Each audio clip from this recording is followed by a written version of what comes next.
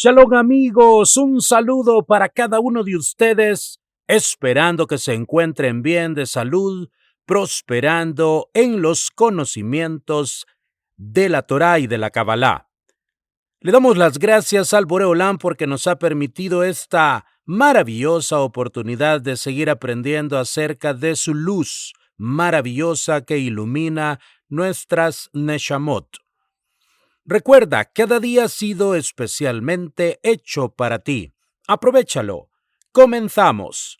La creación del vacío y el caos, la línea de luz.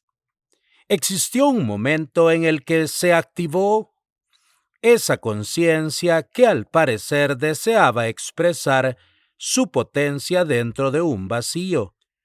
La eternidad del Ein Sof decidió en un punto crear la no eternidad, creando la temporalidad y el espacio dentro de un vacío bien delimitado. Dice el rabino Yitzhak Ginsburg en una de sus obras sobre la cuestión del punto. Definido en su sentido simple, un punto es cero dimensional, una línea es unidimensional y un área es bidimensional. En la conciencia humana, el estado del punto cero dimensional es la experiencia de quedarse estático, sin avanzar, el sentido de tener velocidad cero. El estado de la línea unidimensional es la experiencia dinámica de movimiento a una velocidad continua y fija.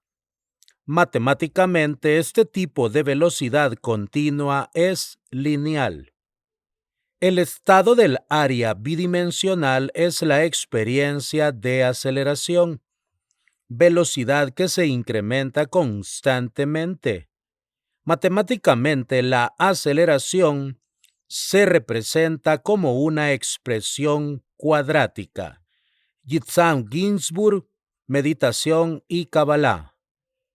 Dice Rabbi Yitzhak Luria que el espacio vacío halal era redondo por todos lados, agol, como el Ein Sof era completamente uniforme. No podía existir un lado mayor que otro, porque en la forma circular no existen los lados, y por lo tanto los límites del espacio vacío son iguales por todos lados, al no existir lados en sí mismos. El vacío es un círculo con la misma extensión partiendo del centro del mismo vacío. La restricción del Ein Sof fue uniforme y no se restringió más hacia un lado que hacia otro. Por ese motivo podemos encontrar en el universo las formas redondas de las estructuras planetarias, porque están diseñadas de acuerdo al sistema general de explosión universal desde aquel punto cero. Todo se fue construyendo a través de curvas. Por ese motivo, el cabo de luz, aunque decimos que fue una línea, al ingresar en el vacío, se curvó. El cabo, la línea del Or Ein Sof que ingresó en el Halal Panui, el espacio vacío, comenzó a circular de modo que Keter, Binah, Jochma y las diferentes dimensiones fueron diseñadas, más que como entidades independientes, como secuencias del mismo Cao. El último freno del Cao dentro del vacío fue indudablemente la materia. Sabemos que la materia es una ilusión mental porque toda materia es energía en movimiento. El todo se transformó para constituirse en un todo real. Al conocer la potencia de crear lo único que el todo no tiene, la existencia de un mínimo de energías. Sabemos que allí el Ein Sof dejó su impronta, un nivel de energía de menor magnitud, Esa impronta la conocemos como el Reshimó, un nivel más bajo de energías. Esta energía Reshimó, que quedó dentro del vacío, fue la que le permitió la resistencia a la energía del Gesed del Ein Sof. El Reshimó fue en realidad la energía del Din o juicio. Esto es el vacío. ¿Qué nivel de fuerza de restricción debería tener el Ein Sof para crear el vacío? El objetivo es y será un objetivo relacionado con la dimensión del Gesed, dar vida más allá de sí mismo. Sin embargo, para crear la posibilidad de dar de Gesed debía crear los límites del vacío a través de la fuerza gebúrica de limitación. Para dar Gesed se necesita la limitación del espacio vacío donde poder dar Geburá. Podemos decir, por tanto, que existieron dos tipos de din, o juicios. Una restricción que impuso los límites del espacio vacío y otra restricción del Reshimó, que creó una resistencia a la energía del Gesed que iba a ingresar en forma de Kav, o línea. Así que cuando el Kav ingresó en el espacio vacío, encontró allí un Reshimó, que permitió regular la energía del rayo de luz. De este modo, el Reshimó es la fuerza divina de resistencia, recibir, y el Kav la fuerza divina del Gesed, dar. La tensión del Reshimó con el Kav creó la existencia. Como no es posible un dar ilimitado, ya que destruiría la existencia, entonces Gesed contiene dentro de sí mismo la fuerza del Din.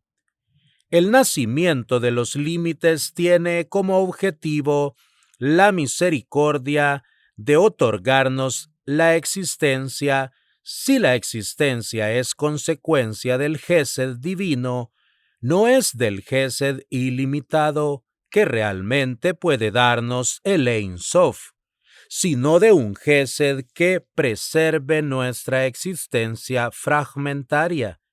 Y para preservar nuestra existencia, el Gesed tuvo que contener necesariamente el Din.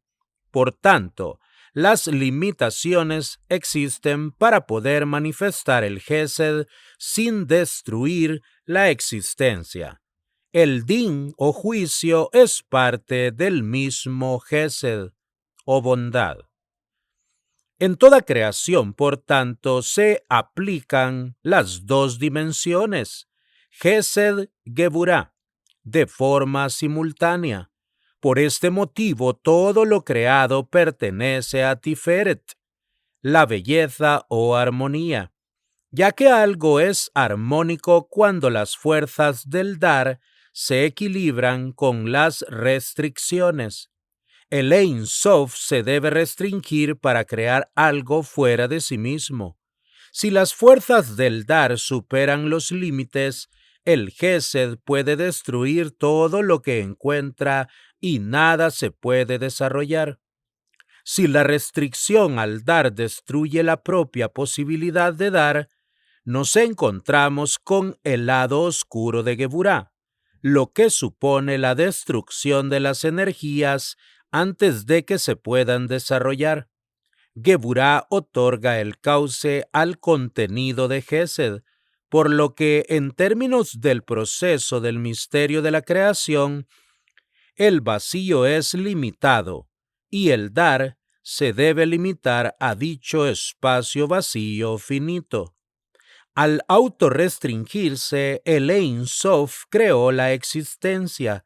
Así los límites del Din provienen del objetivo de dar, Gesed.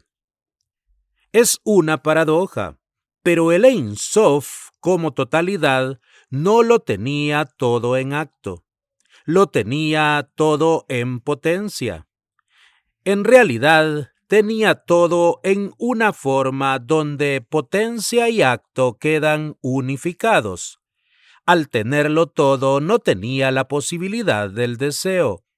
Por lo tanto, cuando uno posee todo, le falta el deseo, porque no existe nada que llenar. Las únicas formas de crear el deseo es de una estructura finita donde exista alguna carencia. El deseo que podía existir en potencia dentro del Ein Sof se hizo acto. En su estado de infinitud, para hacer posible el estado de finitud en acto, la posibilidad de finitud ya existía en potencia. El Ein Sof se tuvo que retirar de sí mismo. De este modo, el Ein Sof puede sentir la infinitud y la finitud al mismo tiempo. Es entonces cuando el Ein Sof puede conectar su esencia dentro de su infinitud hacia sí mismo en forma finita.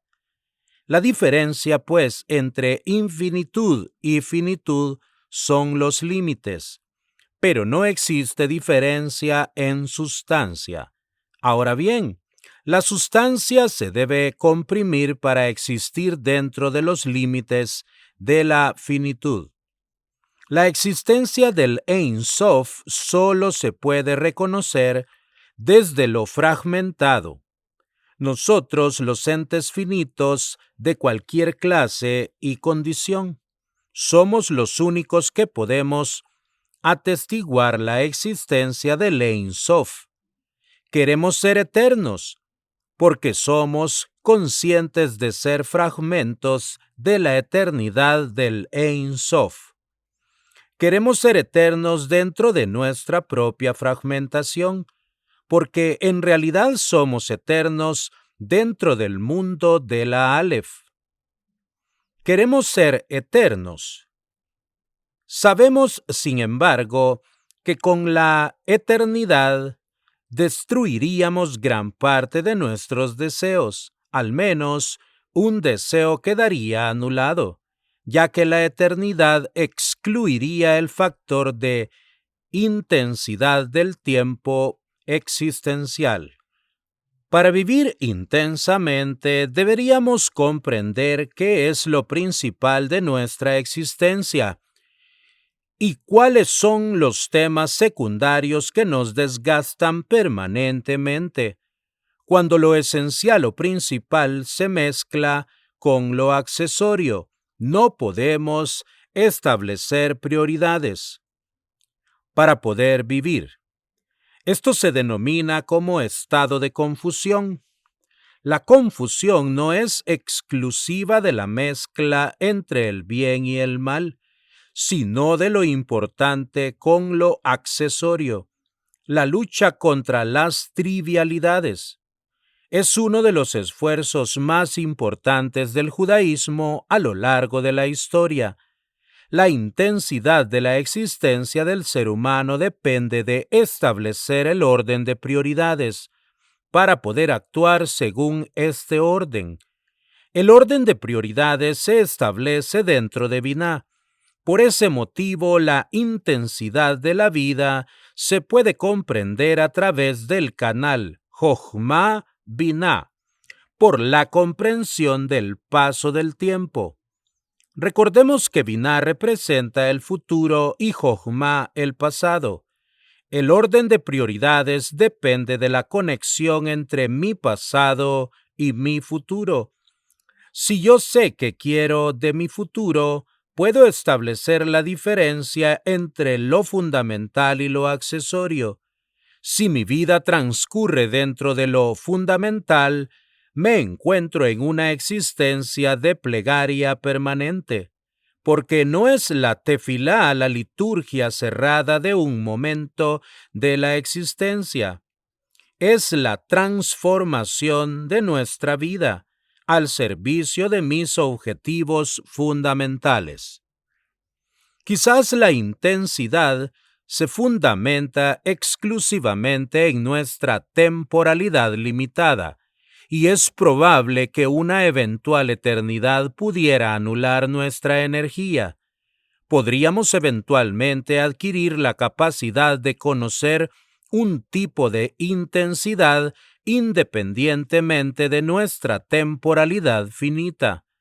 Para ello tendríamos que desarrollar la capacidad de generar deseos dentro de la eternidad, ya que si la existencia de los deseos se encuentra condicionada a la imposibilidad de la eternidad, de existir la eternidad provocaría la muerte de todos los deseos. Así que debemos trabajar para superar la muerte de los deseos dentro de una eventual eternidad. La eternidad podría representar la reducción de nuestros esfuerzos a un punto cero, ya que siempre quedaría tiempo para la acción y por lo tanto cualquier acción podría ser aplazada eternamente. Es posible, por tanto, que todos nuestros avances dentro de la realidad existencial se fundamenten exclusivamente sobre nuestra temporalidad. La muerte física dentro de la temporalidad representa entonces nuestra única potencia para realmente avanzar. ¿Podría existir el mesianismo de Aleph en caso de que el ser humano alcance la eternidad? ¿Y si la era mesiánica real es la eternidad en sí misma?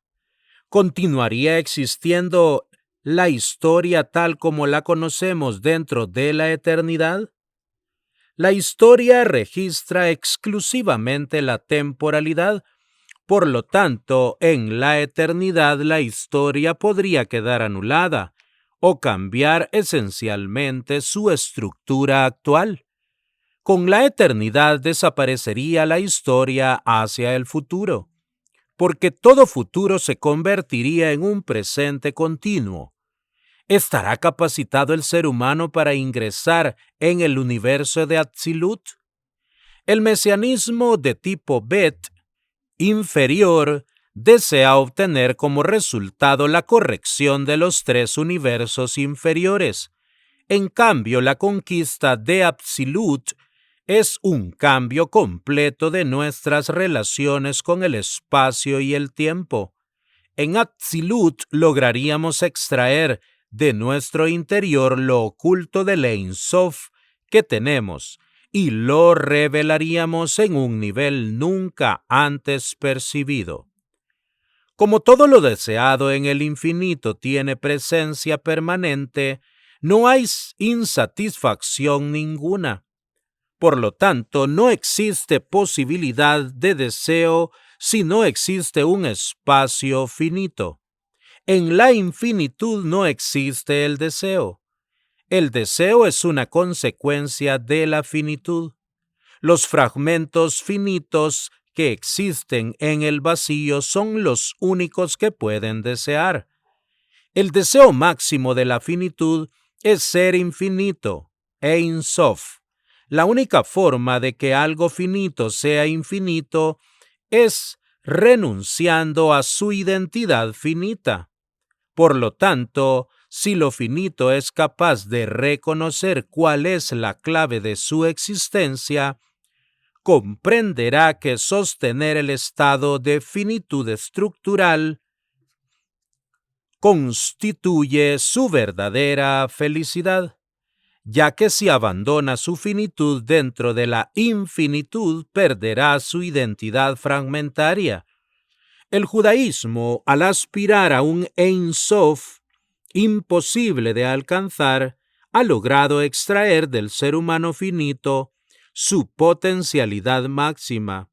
Encontramos entonces una tensión fundamental. Sustancialmente, somos un fragmento de la totalidad del Ein Sof, pero no somos el Ein Sof, ya que en nuestra calidad fragmentaria poseemos una identidad individual que es real dentro del nivel de las manifestaciones, pero es imaginaria en el nivel de la unidad.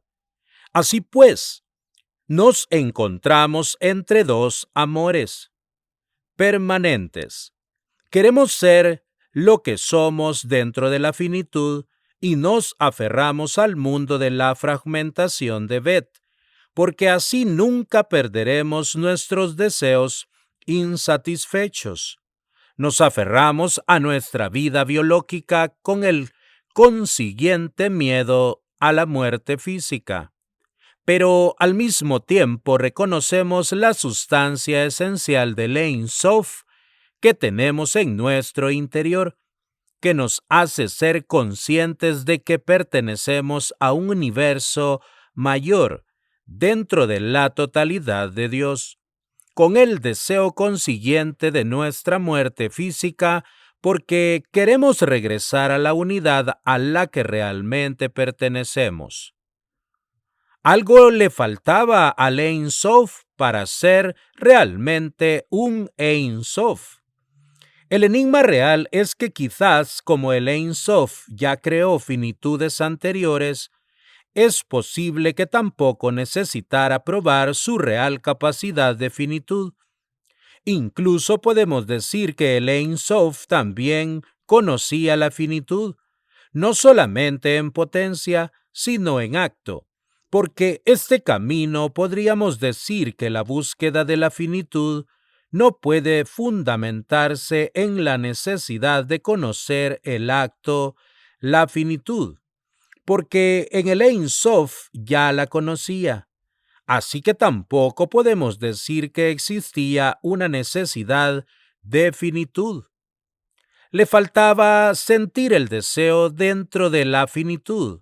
Sin embargo, como Ein Sof, no le faltaba nada en potencia, es solo que no lo había revelado en acto.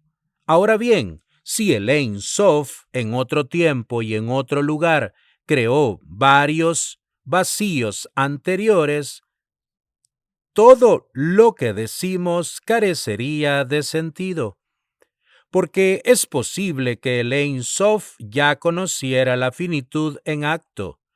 Por ello, el sentido de la creación no puede ser el deseo del Ein Sof de conocer la finitud, porque pudo haber creado finitudes anteriores a nuestro universo finito. La tradición judía dice que el Ein Sof ya construyó y destruyó universos anteriores. Sabemos que el Ein Sof conocía, antes de la creación de este mundo, de la fragmentación, otras formas de finitud. Ahora bien, si decimos que todos los vacíos no fueron iguales, entonces este vacío tiene una función divina que realmente desconocemos. Si somos fragmentos del Ein Sof, partes de su luz, al revelar nuestro interior, revelamos su sustancia, y a través de nuestro autoconocimiento podemos conocer parcialmente la esencia del Ein Sof.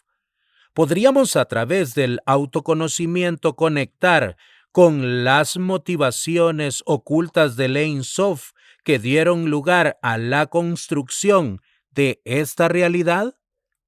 Todo acto de revelación debe darse fuera del Ein Sof, y para esto indudablemente necesitaba de un espacio vacío para revelar algo fuera de sí mismo.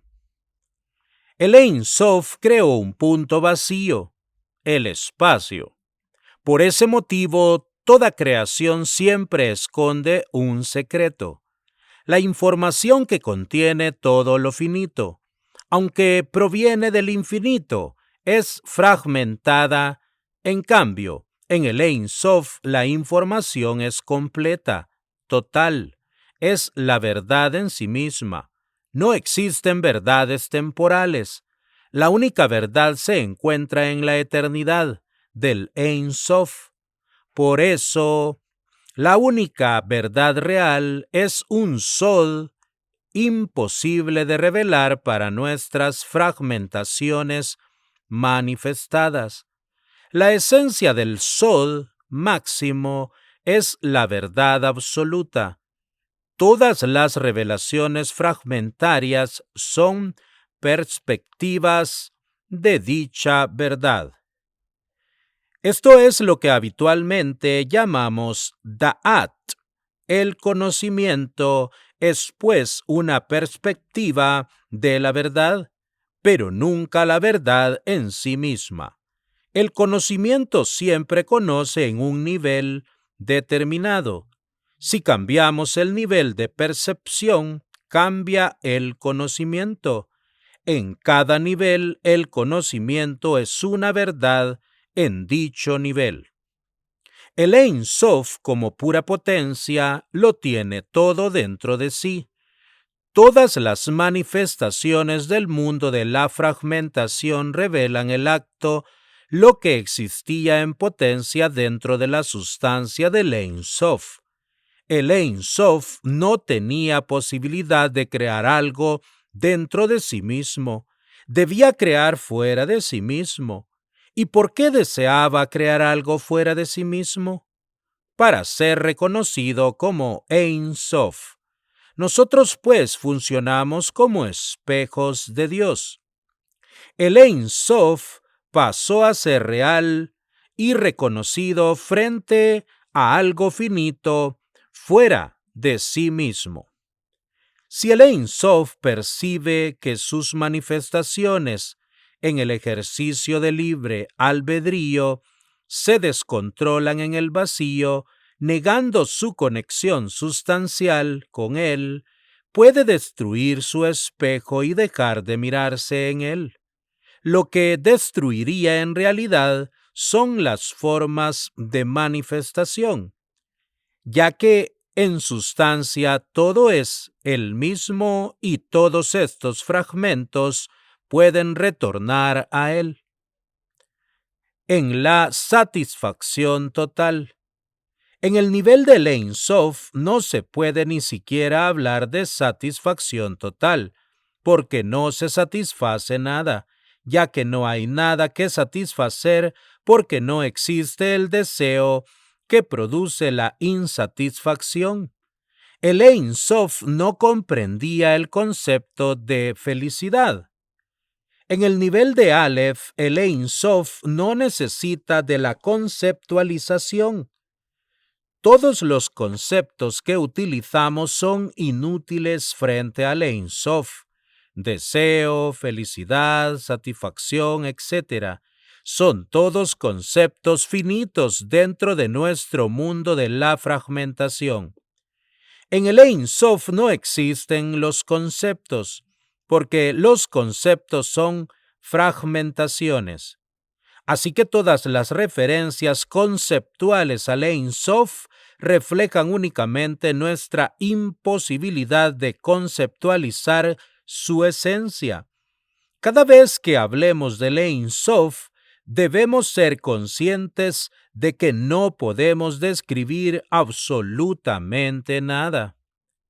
Porque se es feliz no cuando se tiene todo, sino cuando hay que trabajar para alcanzarlo. El Ein Sof no tenía que hacer ningún esfuerzo porque lo tenía todo en sí mismo. En el nivel del todo, donde no hay niveles, no hay forma de describir acertadamente esta situación. En realidad, dentro del Ein Sof, todo lo que digamos es inútil. Intentamos establecer axiomas imposibles dentro del Ein Sof, cuando únicamente es en el mundo de la fragmentación donde podemos establecer axiomas posibles.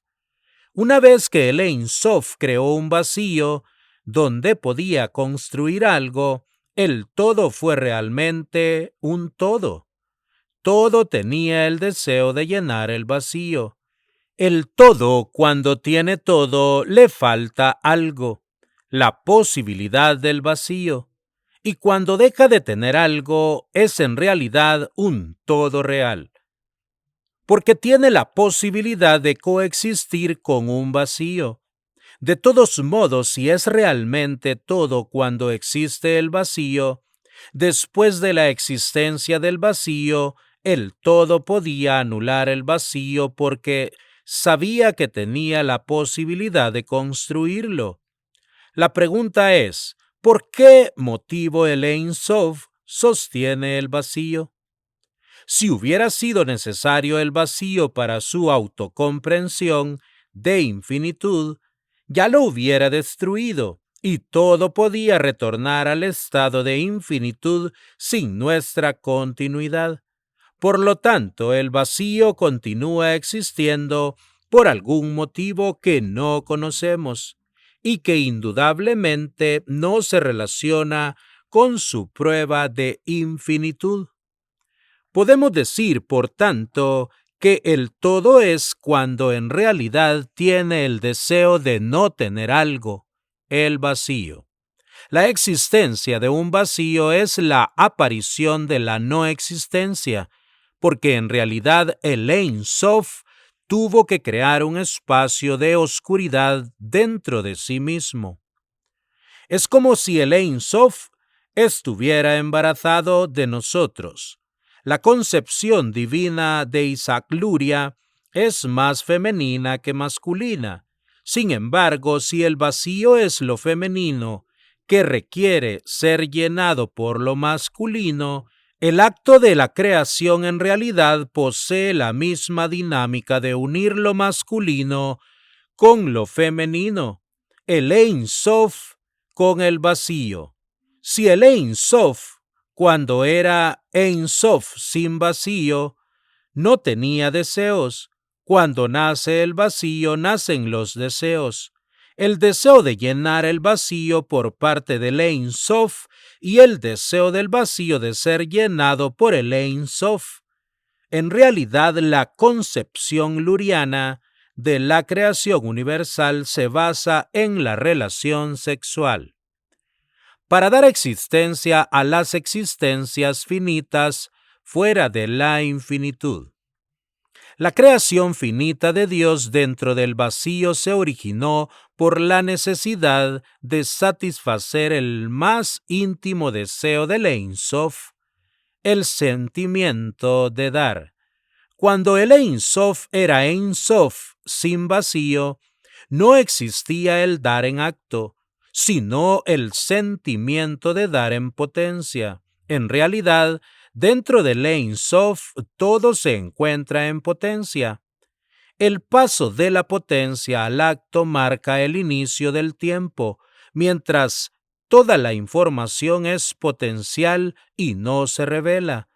Puede existir la eternidad para siempre. En cambio, ahora tenemos dos dimensiones que operan simultáneamente, ya que dentro del Ein Sof se encuentra la eternidad y en el vacío se encuentra la temporalidad.